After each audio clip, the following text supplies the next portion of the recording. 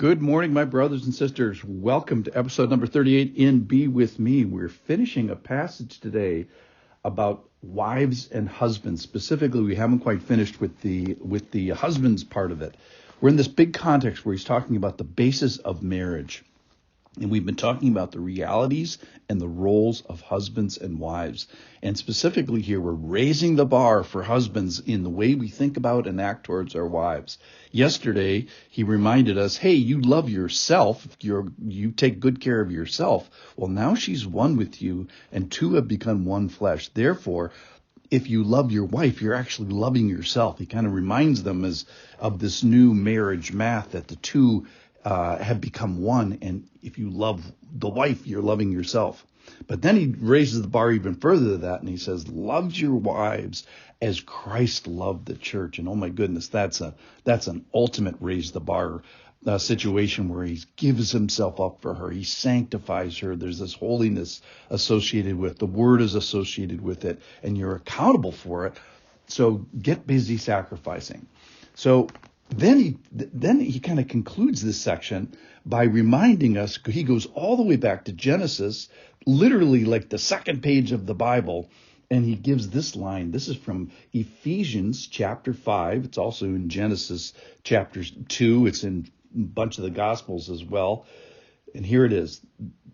One passage about marriage. This is it. Therefore, a man shall leave his father and mother and hold fast to his wife, and the two shall become one flesh. Therefore, a man shall leave his father and mother and hold fast to his wife, and the two shall become one flesh. So let's break this down. A man shall leave his father and mother.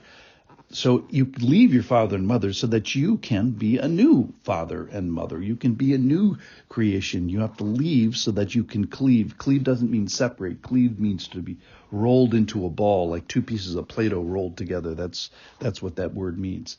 And you have to make room for the marriage and change your role from son to a husband and daughter to a wife. It's kind of like, hey, man up here, mature up, woman up, step into this new role, step into this new commitment. Now, this is not easily done. Have you ever see a father of the bride on the wedding day of his daughter? He's watching the second hardest thing that there is, which is his daughter leave. Now, the hardest thing would be if she lived in his basement until she's 40 years old. That's a worse situation. And this at least gives opportunity to gain a son-in-law and make room for grandchildren, all the blessings that will accrue to her. So it's not a bad thing. I'm just saying it's still traumatic. So that's a man leaving his father and mother. Let's make room for a marriage.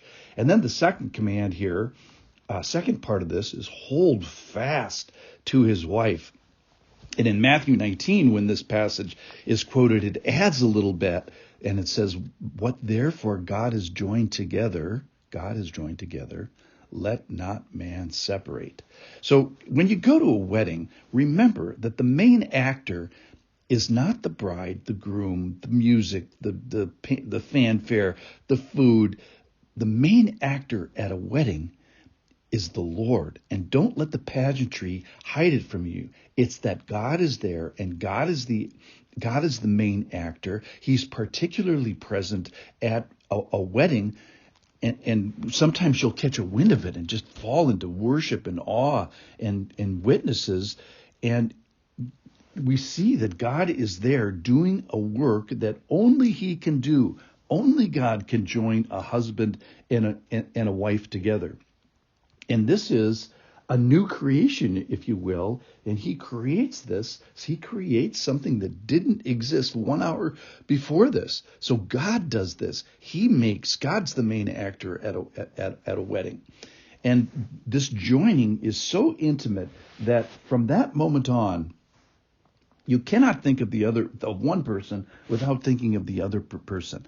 And from the wedding day onwards, the couple is seen differently. They're spoke of differently. They're acted towards in a different way. And of course, this joining, because it's a God thing, it's not separate separatable, or at least it's not easily separatable. So you all know that divorce is messy and imperfect and painful and expensive and ongoing, embarrassing. It is a bloody mess.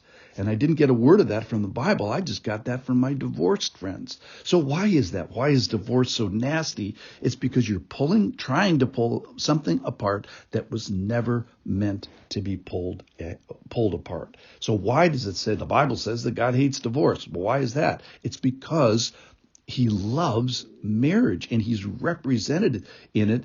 And it's one of the ways that he continues to create on our world today. You know, he creates babies and he creates marriages, and then he does some other stuff in creation. Okay.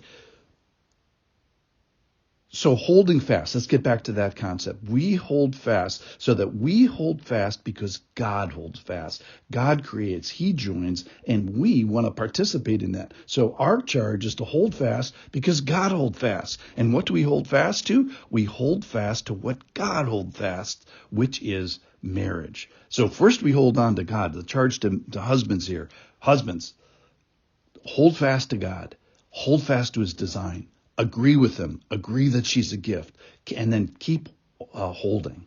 Then the benefits, obviously, the two shall become one flesh. There's this joy and pleasure that God sees, and he gives sexual union to the gift of marriage. He's joyful about the purpose that's intended. He created for it. He gives parameters and protection and design for this. And it's a gift to the marriage covenant. Okay, so in conclusion, let's agree with God on this, husbands especially. Let's agree to his design. Let's allow his sovereignty. Let's make room for God's teaching on this. And then let's admire what he's doing in holding fast to marriage. He made it. He joined together. He's, a help to hold it together. And husbands, let's do our job and hold fast to our wives. Why? Because God is doing the holding fast first, and husbands and wives, we can help them and hold fast to each other. Thanks for listening.